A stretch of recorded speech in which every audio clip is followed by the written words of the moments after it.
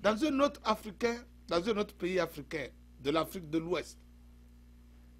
Un petit pays, mais très avec des problèmes complexes. Je vais parler du Togo. Vous savez, depuis un certain temps, l'ancien archevêque de la ville de Lomé, M. Philippe Fonoko Podro, ne fait que faire des sorties, ne fait que faire des déclarations. Et pas plus que la semaine passée, en une semaine, il a fait 3 déclarations.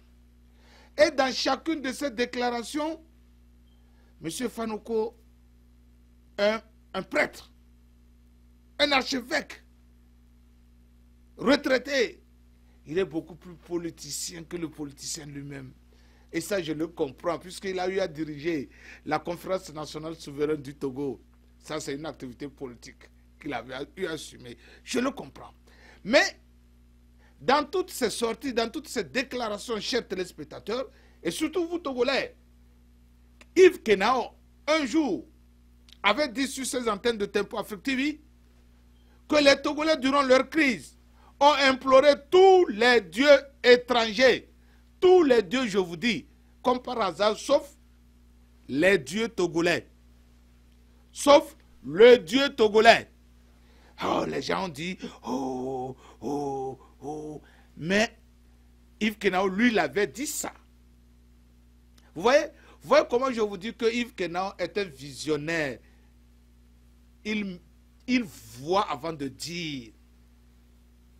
Je l'ai dit, les gens ont pris ça comme si ce n'était pas important. Mais imaginez que c'est un archevêque. Un archevêque, je ne dis pas des moindres, qui revient chaque jour sur l'aspect spirituel du problème togolais. Ce n'est plus Yves Kenao, hein. Lui, il a déjà jeté il a pété les plombs. Comme on me dit, Yves Kenao a mené sa réflexion. Il vous a dit que c'est ça le problème du Togo. Les gens ont minimisé. Ceux qui connaissent Yves Kenao, ils l'ont pris au sérieux. Mais après, Yves Kenao, c'est un archevêque, un vieux, le papa de Yves Kenao. Vient. L'archevêque de Lomé vient et il revient chaque jour sur l'aspect spirituel du problème togolais. En un mot, le grand archevêque de Lomé dit que le Togo est assis sur des sacrifices et qu'il faut exorcer le Togo pour que l'alternance et la paix, pour que le Togo puisse décoller. Yves Kenao n'est pas allé là, hein? Yves Kenao vous a dit tout simplement d'invoquer les dieux du Togo. L'archevêque vous dit que le Togo est assis sur des sacrifices. Mais ce qu'il ne veut pas aller, il ne veut pas dire ça clairement. Vous savez de quel sacrifice il s'agit? Vous êtes africain, vous savez. Il ne s'agit pas d'un mouton, hein? C'est pas ça qu'on appelle sacrifice. Vous comprenez le reste. Alors il demande qu'on exorce le Togo, qu'on délivre le Togo de ce démon. La classe politique togolaise a honte de reconnaître cette vérité. Le Mexique a été délivré. Le pays Mexique, là, il a été délivré des démons pour qu'il soit là où il est. L'archevêque nous dit, nous Togolais, que nous devons délivrer notre pays des sacrifices depuis les indépendances jusqu'à Fort Gnassingbé. Et il dit que ces sacrifices continuent jusqu'à aujourd'hui. Alors vous, Togolais, qu'attendez-vous pour retourner à la source? Je vais recevoir comme là. Il est un ancien vice-président de Diastog Togo, ici aux États-Unis. Il a aussi des révélations. Le jour-là, nous allons vous faire des révélations sur l'aspect spirituel. D'où vient? Qu'est-ce qui a fait les indépendances? Comment nous les avons obtenues? Nous allons, Yves Kenao va avec Komi le mardi prochain, nous allons vous dire, et ceux qui ne connaissent pas l'histoire du Togo, je vous donne rendez-vous le mardi prochain. Et tous les téléspectateurs qui sont intéressés par l'histoire du Togo, je vous dis, c'est sérieux. Nous devons aller à la source. Et ce que nous allons vous donner le mardi prochain sur le Togo est très capital parce que sans cela, le Togo ne connaîtra jamais la délivrance. Ne connaîtra jamais l'alternance. Et n'oubliez surtout pas qu'il y a une prophétie sur le Togo depuis 1946. Alors qu'attendons-nous? Et que cette prophétie est confisquée par Vatican. Scellé. Quand les Américains disent scellé, ça veut dire que vous ne pouvez pas, on ne vous autorise pas à voir ça. C'est fini. Cette prophétie-là, que les Togolais la cherchent, qu'ils la lisent, ils vont délivrer leur pays, ils vont retrouver l'alternance et le développement et le décollage économique. Et j'ai toujours dit que le Togo constitue un exceptionnalisme total. Alors, le développement même de l'Afrique, c'est au Togo. Et c'est cette prophétie qu'il nous faut pour qu'on la lise, qu'on l'interprète. Plutôt que de nous mettre à marcher matin, midi, soir, à aller de conclave à conclave, de dialogue en dialogue. D'abord, suivons les conseils de l'archevêque de Lomé. Délivrons le Togo d'abord. Mais que ça ne soit pas une délivrance des dieux étrangers. Que ça soit une délivrance des dieux togolais. Car chaque nation et chaque pays a ses dieux. Quoi qu'on dise. Une rivière ne rentre pas dans une autre rivière sans l'autorisation des dieux de la rivière dans laquelle elle veut se jeter. Il faut toujours demander la permission.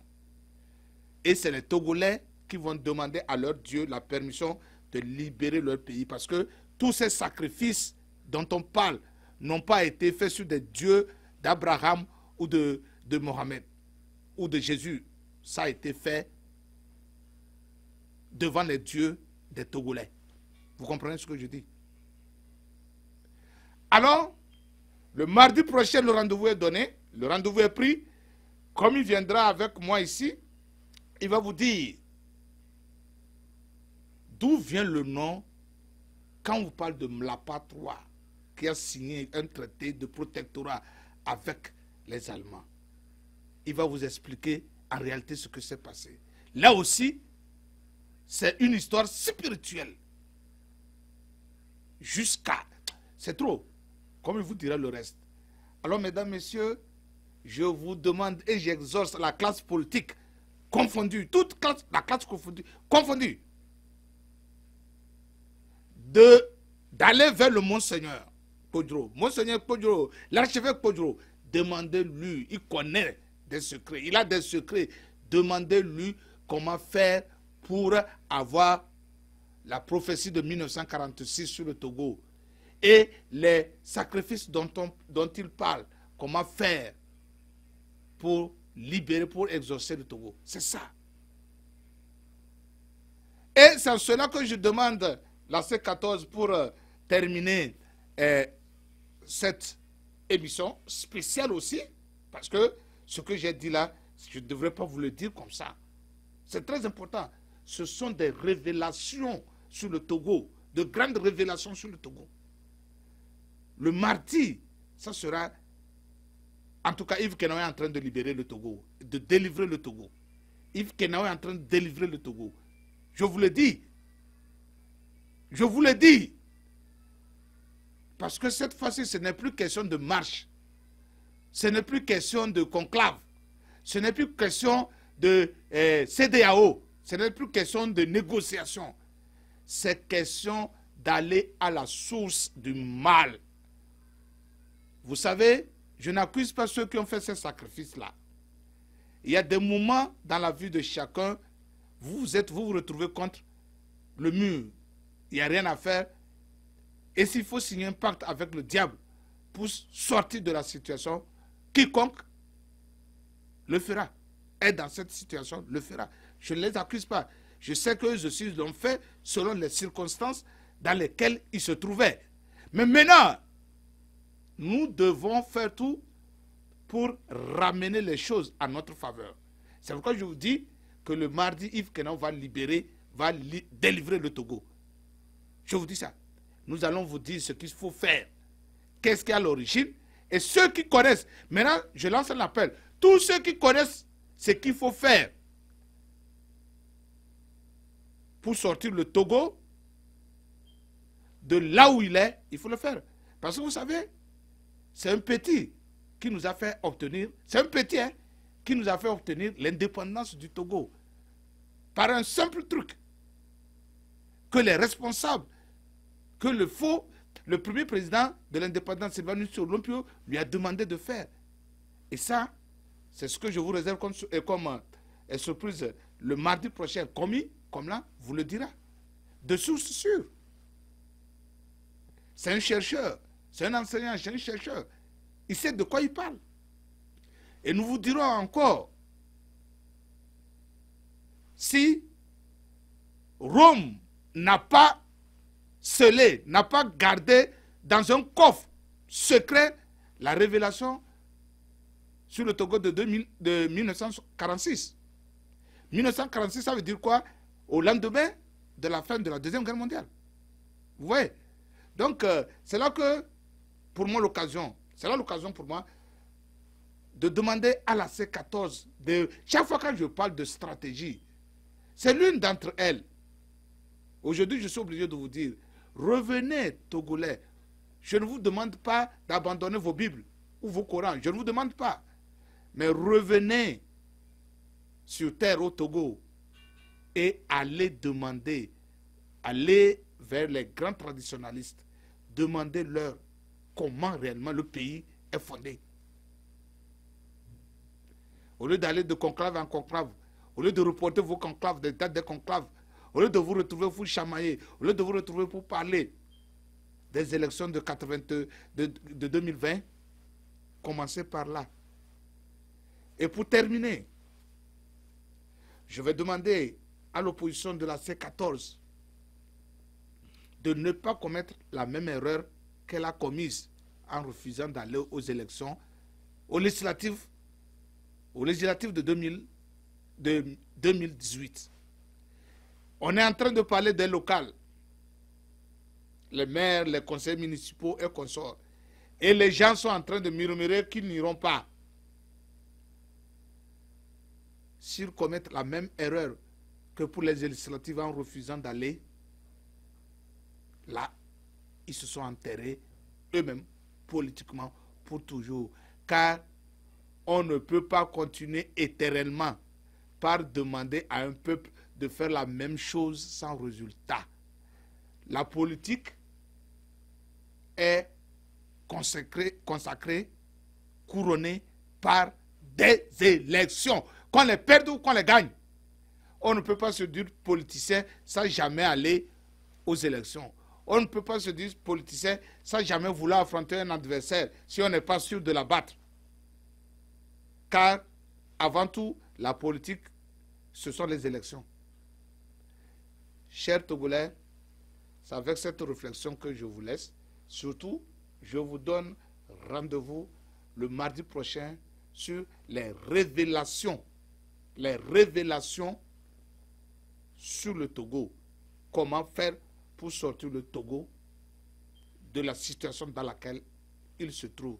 Et surtout, comment faire pour permettre le décollage du Togo sur tous les plans. Je dis bien tous les plans. Et c'est avec Yves Kenan que vous allez apprendre ça. Nulle part. Je vous dis, nulle part. Dormez bien. Je vous retrouve la semaine prochaine. Jusque-là, que Dieu Tout-Puissant vous protège. Inch'Allah.